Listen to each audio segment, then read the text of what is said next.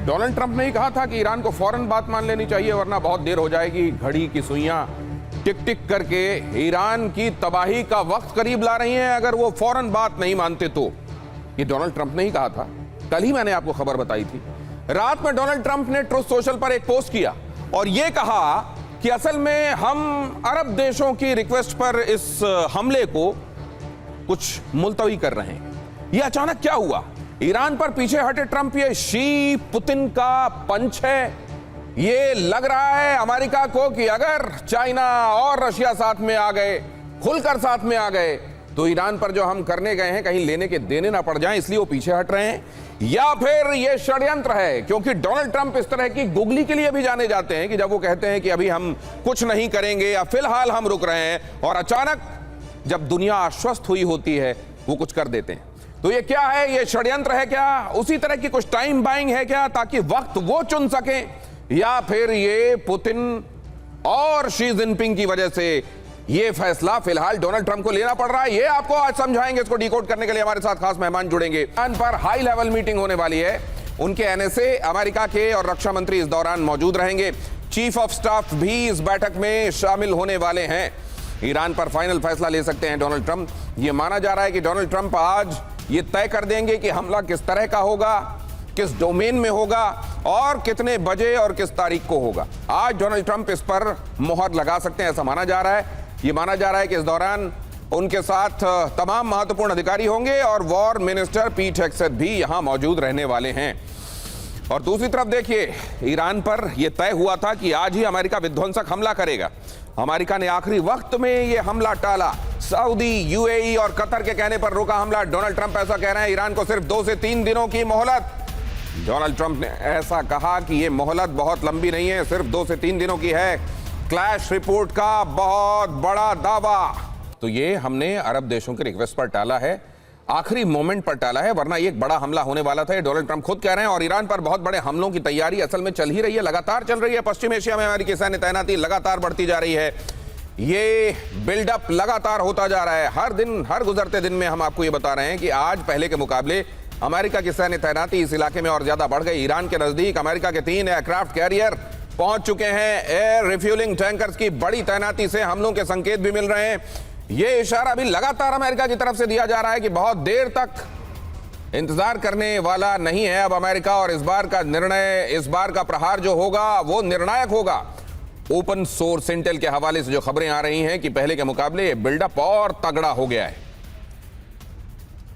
हमारे साथ आज की शाम आपको इन खबरों के मायने समझाने के लिए जुड़ रहे हैं मेजर जनरल अश्विन सिवाच। दीपक वोरा साहब हमको ज्वाइन कर रहे हैं, भारत के राजदूत रहे हैं कई देशों में। प्रोफेसर संजय भारद्वाज, विदेश मामलों के जानकार हमारे साथ हैं। पूर्णिमा नाथ, राजनीतिक विश्लेषक हैं और अमेरिका से हमको ज्वाइन कर रही हैं।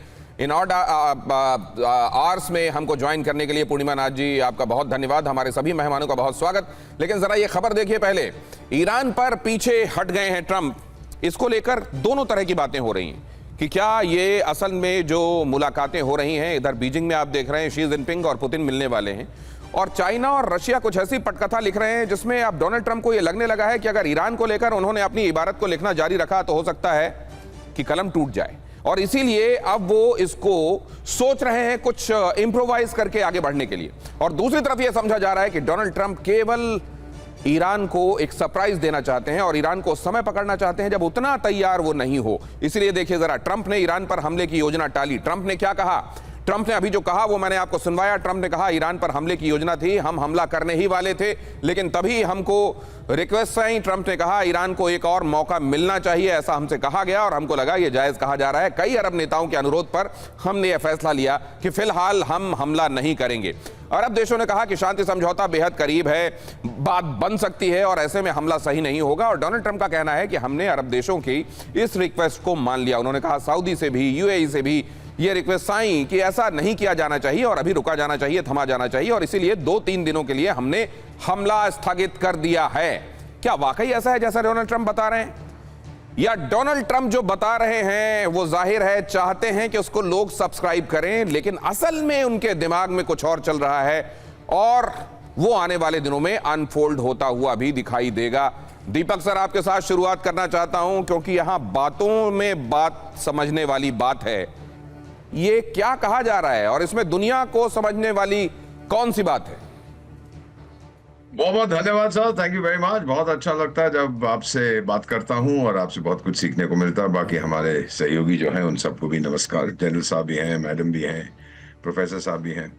ट्रम्प जो भी कहते हैं उसके तीन चार मायने होते हैं। एक वो जो खुद समझते हैं, या दो वो खुद समझते हैं। एक अपनी जनता के लिए होता है, एक बाकी दुनिया के लिए होता है। मेरा अपना मानना अभी तक यही है जो आपने बताया कि वहां पर अमेरिकन फौजों की तैनाती बढ़ती जा रही है।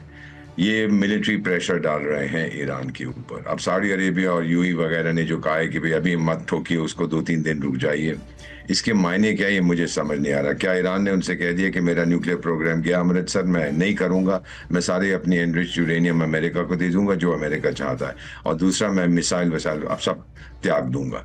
मुझे नहीं लगता कि ईरान इतनी तरह से इसने ये कहा होगा। तो फिर अभी तक मुझे समझ नहीं आ रहा ये 2-3 दिन जो और ये चाहता है ये क्या है। अपनी तैयारी को बढ़ाने की कोशिश कर रहा है या फिर आज रात को ठोकने की कोशिश कर रहा है? I don't understand this, I am as confused as anybody else. लेकिन ये सच है कि उसने घटाई नहीं है अपनी फौज, बढ़ाता जा रहा है। इसके क्या मायने हैं ये आप खुद समझ लीजिएगा सर। तो दीपक वोरा सर कह रहे हैं कि इसमें भी बहुत ज्यादा आश्चर्य नहीं होगा अगर आज ही रात में कुछ बड़ा होता दिखाई दे अमेरिका की तरफ से।